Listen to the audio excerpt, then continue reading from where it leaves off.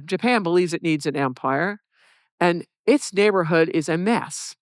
China is imploding for various reasons, which I will get to, and Korea is even worse. And China, because it's having a massive civil wars throughout China, can no longer fulfill its suzerain role to stabilize Korea.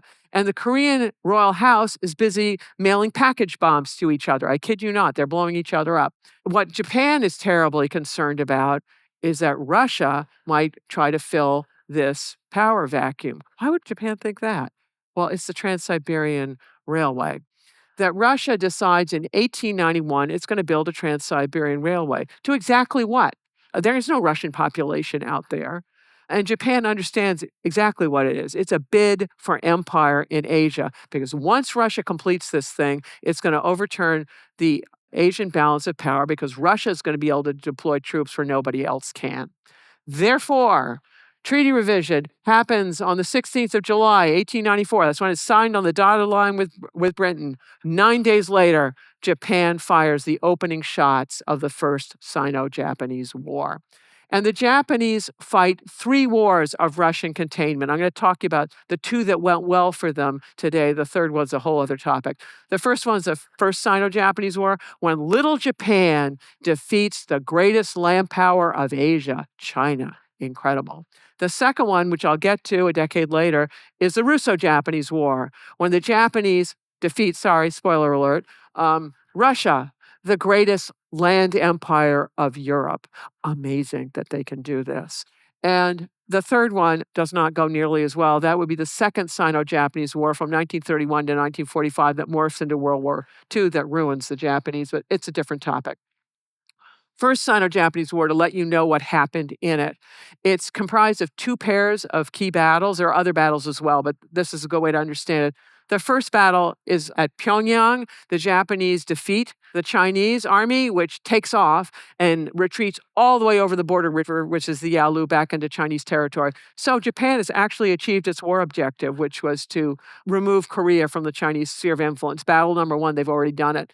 And the second battle occurs within the same week in mid-September 1894. It's the Battle of the Yalu, where the Japanese Navy triumphs the Chinese Navy, which, believe it or not, in this day, both countries had state-of-the-art navies.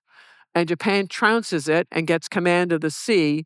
That's terribly important for Japan. For Japan to reach the theater here, it's got to cross the sea. If there's a hostile navy out and about, it can sink troop transports, supplies, and other things. So it's very important to get rid of hostile navy. Well, the reason it gets command of the sea is because Chinese decide they're never going to engage with the Japanese Navy ever again, and they duck into port.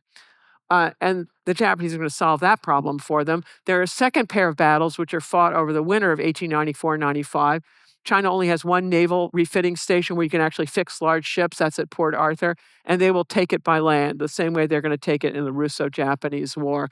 The Chinese fleet, what's left of it, flees to Weihai Wei, hang out in port. Japan lands an army on the Shandong Peninsula there, and also it blockades with its navy, and then the army turns the landward guns on the ships and port, and they sink them all. And that is the end of that war.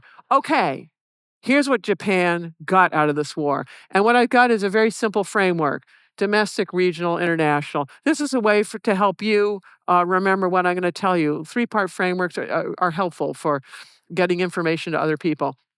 Domestically, this victory in this war validated a very controversial westernization program. All those Meiji reforms, which sound so great in retrospect, actually the Japanese population didn't like them.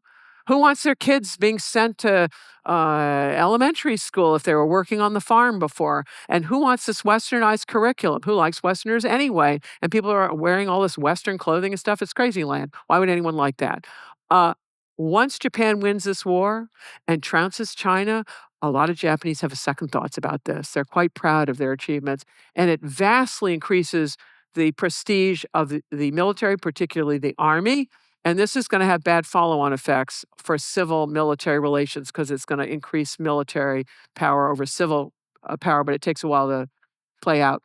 Regionally, Japan's replacing China as the dominant power, and Japan's getting the beginnings of its empires, Taiwan and the Pescadores.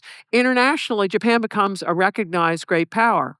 And what's my proof? It would be the 1902 Anglo-Japanese alliance, which is Britain's only long-term alliance between the Napoleonic Wars and World War I, alliance with Japan.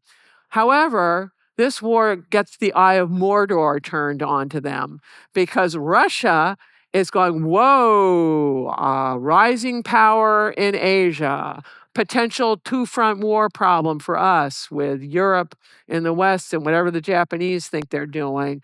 And that triggers a Russo-Japanese arms race, and Russia, the eye of Mordor, turns from Europe to Asia. And that's going to be problematic. If you enjoyed this clip, you can watch the full episode here and subscribe for more clips. Thanks.